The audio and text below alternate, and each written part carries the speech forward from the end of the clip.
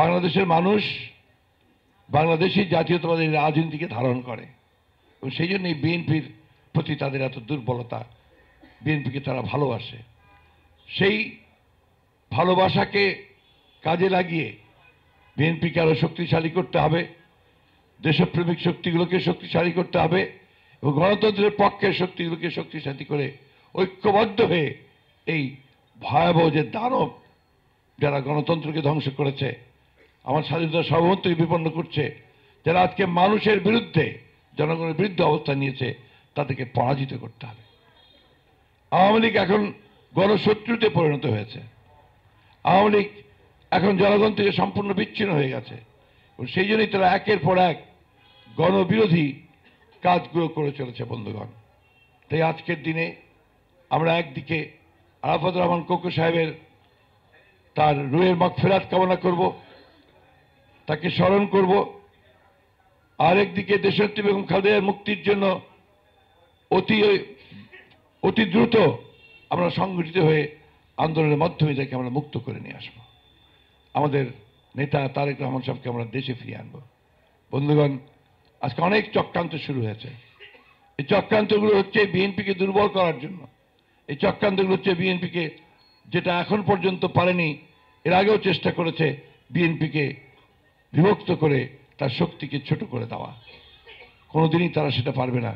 যতবার বিপর্যয় এসেছে বিএনপি সাধারণ মানুষকে সঙ্গে নিয়ে ফিনিক্স পাখির মতোই জেগে উঠেছে এবং নতুন জীবন লাভ করেছে। আমরা বিশ্বাস করি আজকে আরাফাত রহমান কোকো সাহেবের এই মৃত্যুবার্ষিকীতে আমরা সেই শপথ নেব যে আমরা সবাই ঐক্যবদ্ধ হয়ে আমরা আমাদের দেশের মাতাকে, গণতন্ত্রের মাতাকে আমরা দেশে ফিরিয়ে আনব। আমাদের নেতা তারেক রহমান সাহেবকে আমরা জেল থেকে মুক্ত করব, তারেক রহমান সাহেবকে আমরা দেশে ফিরিয়ে আনব। এই হোক আজকে আমাদের প্রতিজ্ঞা, এই হোক আজকে আমাদের শপথ।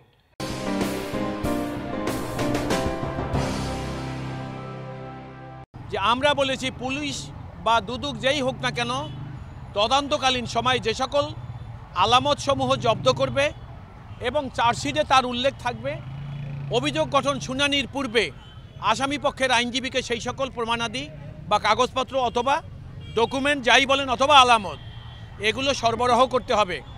আমরা বিজ্ঞ আদালতে দরখাস্ত দিয়ে সেই কথাগুলো জানাবার পরে বিজ্ঞ আদালত আজকে চার্জ মুলতবি করে আগামী 7 ফেব্রুয়ারি এই মামলার পরবর্তী শুনানির দিন ধার্য রেখেছেন এবং নির্দেশ করেছেন যে আমাদেরকে আইনসম্মতভাবে আমরা যে সকল ডকুমেন্টসমূহ অথবা আলামত পাইতে আইনগত অধিকারী সেগুলো তিনি আমাদেরকে সরবরাহ করবেন। আমরা আরও একটা জিনিস বলেছি আজকে আদালতের দৃষ্টিতে, যে আইন অনুসারে এটা একটা ওপেন ট্রায়াল। ওপেন ট্রায়ালে আসামিদেরকে সমভাবে আইনের মাধ্যমে ব্যবহার করতে হয়। বেগম খালেদা জিয়াকে আজকে একটি দেওয়াল তৈরি করে তার অপর পক্ষে তাকে আলাদাভাবে বসানো হয়েছে, যেখান থেকে বসে তিনি যেমন মাননীয় বিচারককে দেখতে পারতেন না এবং মামলার অপর আসামিরাও তার থেকে অনেক দূরে। তো আমরা বিজ্ঞ আদালতের কাছে এই বিষয়টা উপস্থাপন করেছি যে আদালতের যেই একদম কর্নার অন্ধকার জায়গায় যেখানে বেগম খালেদা জিয়াকে বসানো হয়েছে সেখান থেকে তিনি যেমন বিজ্ঞ বিচারককে দেখতে পান না, বিজ্ঞ বিচারকও তাকে দেখতে পারেন না। তো আমরা এই বক্তব্য বিজ্ঞ আদালতে উপস্থাপন করার পর বিজ্ঞ আদালত বলেছে আপনারা আজকে আমি যেভাবে বলি বা যেখানে উপস্থাপন করা হয়েছে বেগম খালেদা জিয়াকে সেভাবেই আপনারা শুনানি করে যান। আগামী তারিখে আপনাদের এই বক্তব্য আমি বিবেচনা করব, এই নির্দেশ দিলাম। বিজ্ঞ আদালতের এই বক্তব্যের প্রেক্ষিতে বেগম খালেদা জিয়াকে যেখানে উপস্থাপন করা হয়েছে তিনি সেখানেই বসে আজকে বিচার কার্য পর্যবেক্ষণ করেছেন। আমরাও বিজ্ঞ বিচারকের কথাটা মেনে নিয়ে, যেহেতু তিনি আশ্বস্ত করেছেন আমাদেরকে যে আগামী তারিখে বেগম খালেদা জিয়া ইতিপূর্বে যেরকম যে অবস্থানে বসে এই মামলার বিচার কার্য পর্যবেক্ষণ করতেন আগামী তারিখ থেকেও তিনি সেইটা করবেন বলে বিজ্ঞ আদালত নির্দেশ দেওয়ার কারণে আমরা সেটাকে মেনে নিয়ে আজকে আদালতের কার্যক্রমে অংশগ্রহণ করেছি।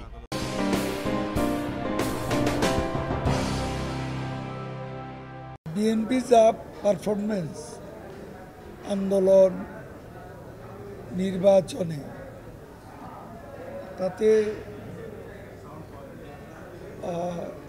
সরকারের এমন কি প্রয়োজন আছে বিএনপির এখন যে নড়বড়ে এলোমেলো অবস্থা, এরকম একটা দলকে ভেঙে দিতে হবে। একটা আমরা তো অপোজিশন, স্ট্রং অপোজিশন চাই, তারা সংসদে আসুক, এটাও আমরা চাই। যে কজনই আছে তারা তাদের সেই যে নাম্বার সংসদ সদস্য তারা ইলেক্টেড হয়েছে, আমরা তো তাদের স্বাগত জানিয়েছি পার্লামেন্টে আসতে। এখন বিএনপি আমরা অবশ্যই এটাকে একটা দুর্বল দল আমরা ভাবি না, কিন্তু তারা তাদের কর্মকাণ্ডে দলটিকে এতই এলোমেলো, এতই লেজে গোবরে অবস্থা করেছে। ঐক্যফ্রন্ট একটা জগা খিচুড়ি, এটা এই জগা খিচুড়ি ঐক্য থাকবে না, তো সবাই জানে। এই অবস্থা বিএনপি যদি ভাঙনের মুখে যায় তাহলে বিএনপির ঘরোয়া কলহ কুন্দলের জন্যই বিএনপি ভাঙবে। আমাদের কোনো প্রয়োজন নেই বিএনপিকে ভেঙে ফেলার, বরং বিএনপি ঐক্যবদ্ধ থাকলে, অপোজিশন স্ট্রং থাকলে গণতন্ত্রের স্বাস্থ্যের জন্য এটা ভালো, নিরাপদ।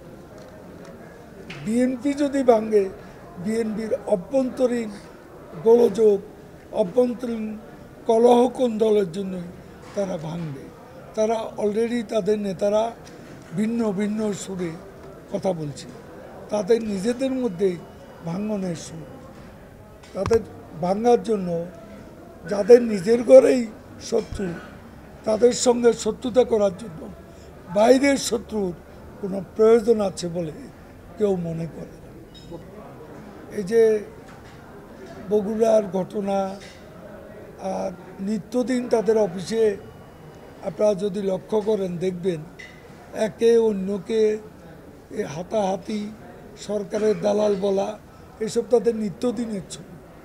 তারা নিজে কলহ কুন্দলে জর্জরিত। এই অবস্থা, তাদের সাথে শত্রুতা করার জন্য তারা নিজেরাই যথেষ্ট। বিএনপি ভাঙ্গার জন্য বাইরের শত্রুর কোনো দরকার নেই।